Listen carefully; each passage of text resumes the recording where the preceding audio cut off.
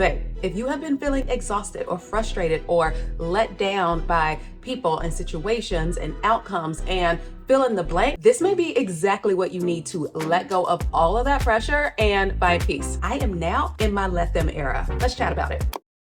Welcome back to my channel, my friends, or welcome if you're new here. My name is Kristi, and I make content centered around realizing that no matter where we are in life, no matter our age, we are just on time to live the life of our dreams. And sometimes to live the life of our dreams, we have to be okay letting them do what they do. Recently, the let them theory or let them mindset went pretty viral. I finally was like, okay, let me just figure out what this is. And once I did, I was like, oh yeah, I am all over that. So what exactly is it? What does it mean? The let them mindset really is as simple as it sounds. It is this idea of releasing control of other people's actions and really just focusing on ourselves and how we respond. If somebody says something that you disagree with, let them. If they disagree with you about something, let them.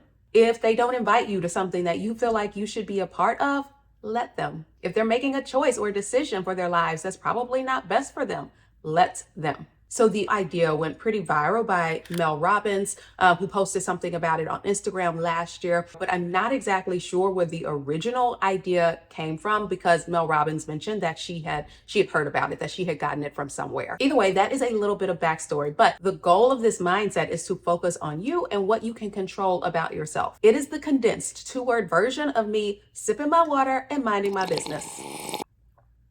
It's not about being indifferent or ignoring people when they do jacked up stuff, but it's about giving them the room to make their choices, whatever those choices may be, and not feel the need to either jump in and fix it or to worry about it or to obsess over why they did or didn't do X, Y, or Z. It's recognizing that we don't have to fight every battle and we don't have to internalize other people's actions as a reflection of our value or our worth. When we do that, we, one, give people a chance to really show us who they are, but then also maybe give them the room to grow, to figure it out, to make mistakes, and to flourish. After learning about the let them mindset in this theory, it's really let me know that when you let people focus on who they are and let them be who they are while I'm focusing on who I am, life just feels so much lighter and less chaotic because I am focusing on myself. I am focusing on the things that I can control. Sometimes when people are close to me or I am responsible for people, I can get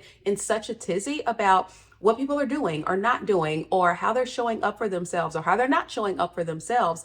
And that's exhausting. And I will sometimes let that impact my feelings when a lot of times it doesn't even have anything to do with me. By focusing on me and operating in my anointing, I can have peace that God's got me. It is not my responsibility to control or even stress out about what other people are, again, doing or not doing, saying or not saying, thinking or not thinking. However, it is my responsibility to control my response. And as I do that, the outcomes that are meant for me and my purpose, those are going to happen. And I am not the only one. We are, all of us, hardwired to control at some level. Now, not to the same extent, like some people have it way more than others. But to some extent, we want to control situations. We want to control how other people think about us. We want to just manage things. And often that need to control is rooted in fear that we are opening ourselves or opening the people that we love up to disappointment or to pain. And by jumping in and fixing it, we can somehow protect ourselves or protect them from it. But what it does is it ends up having the opposite effect. It drains us. It causes tension and or resentment in our relationships, and it doesn't give other people room to grow. I'm finding for myself, and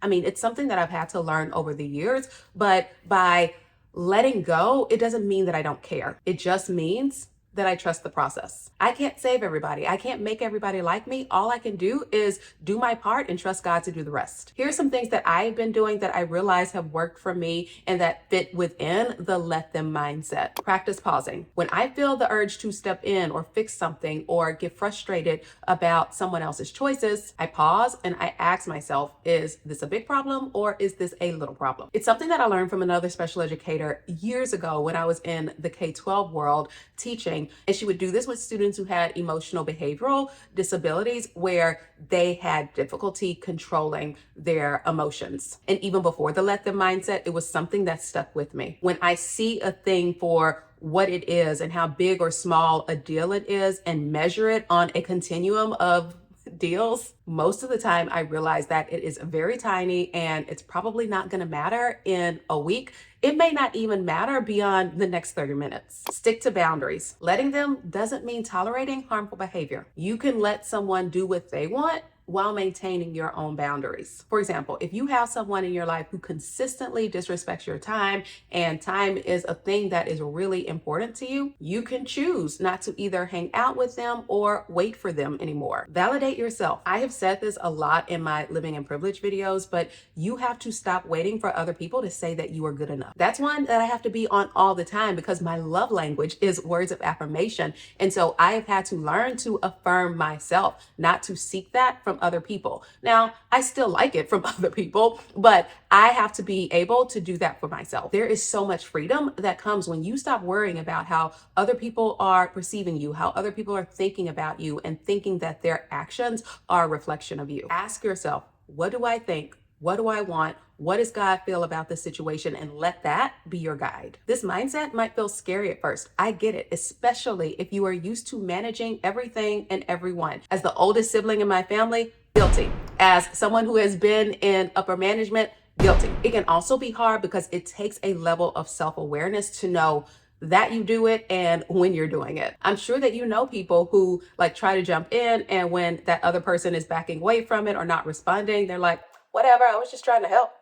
Maybe you are that person. It's okay. I've been that person before too. But seriously, embracing the let them mindset is like taking a deep breath when you didn't realize you were even holding your breath, or unclenching a fist that you have been holding for years. It helps you to be able to cultivate and to be able to nurture relationships because you're no longer holding people to these unspoken expectations. It allows you to stay calm in situations where you would typically be spiraling. But most importantly, it gives you back your time, your energy, and your peace of mind. So here's your challenge. The next time that you find yourself wanting to either step in and control something, I want you to pause and I want you to think, what would happen if I just let them? And then give them the space to do that and reflect on what happened and how it made you feel. If this video resonated with you, I would love it if you would let me know how you're actually practicing the let them mindset. Also, if you're not subscribed, what are you doing? I'm gonna need you to jump on that. All right, my friends, I love you and I will see you in my next. Bye for now.